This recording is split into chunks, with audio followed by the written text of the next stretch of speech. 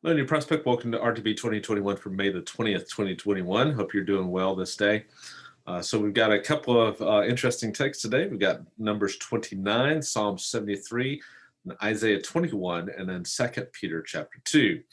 So why don't we jump right in with Isaiah today? We got Isaiah 21. That's another oracle against the nations. In this case, we have an oracle against Babylon, and this is the first part of this text through chapter 21 verse 10. Then we have an oracle against Edom and Arabia, uh, Edom in verses 11 and 12, and Arabia in verses 13 through 17. So a mixture of different oracles here. This one seems a little bit more, almost a little bit more emotional and vivid than the other oracles that we've seen, and particularly the emotional reaction we see of the prophet in verses 3 and 4 kind of reinforces that. The the nature of the revelation, and how destructive and how awe-inspiring God's actions against the nations will in fact be. But it really highlights again some of the things we've already talked about. So I'm not going to spend much time on this, other than to say that that God does hold these nations to account, and I think that there's some relevance of that today, that God is concerned about justice and righteousness in the world today, especially as it regards how they interact with and treat His people, and He will hold those to account, as we see in the Book of Revelation ultimately, right? So that's Isaiah 21. That brings us to, we'll go over to Numbers 29. So Numbers 29 is, we talked about this yesterday, that Numbers 28 and 29 are kind of going through the sacrifices that will be observed in the Promised Land, that coordinate with the various significant events on the calendar of the Jewish people. And so we kind of have that festival calendar continuing here in Numbers 29. We've got, for instance, the requirements for the sacrifices on the Feast of Trumpets, which was held on the first day of the seventh month. The Feast of Trumpets, something described back in Leviticus, as many of these sacrifices are. It's known by the fact that there was a blowing of the shofar horn, which I wish I had my shofar horn here. It's actually at home. I would show you, and I haven't figured out how to blow it yet, but made with a ram's horn. You probably see one of those.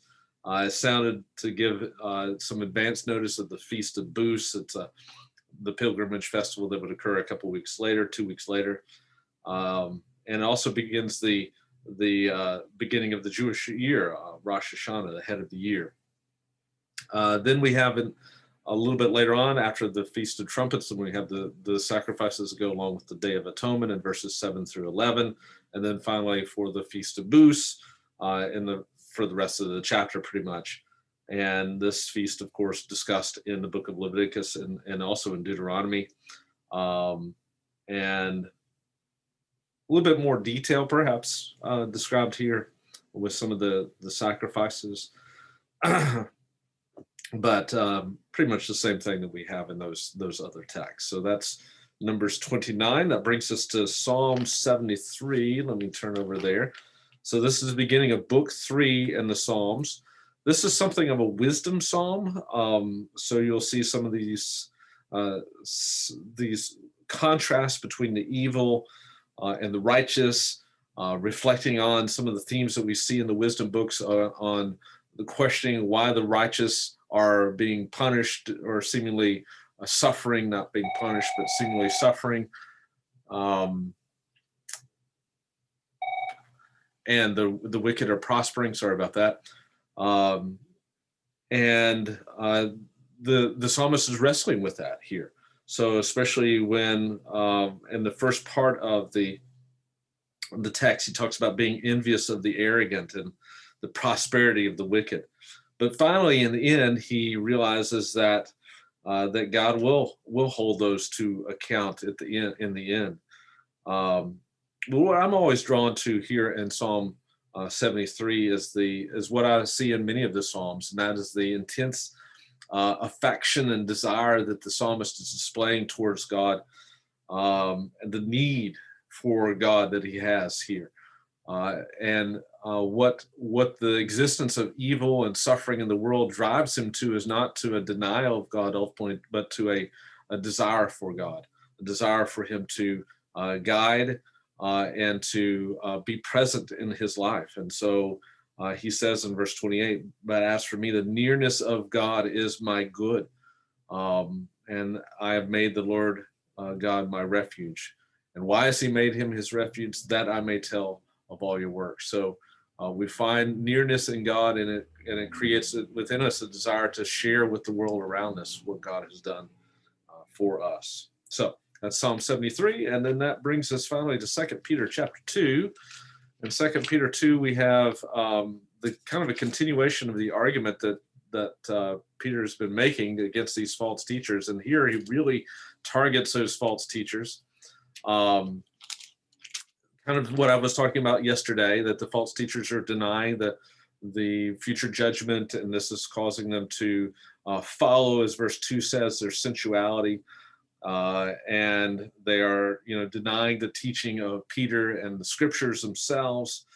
And so because of this, Peter calls it ultimately heresy. Now, this is not a term you want to throw around lightly, right? This is a serious term. It's basically just an accusation of denying the faith.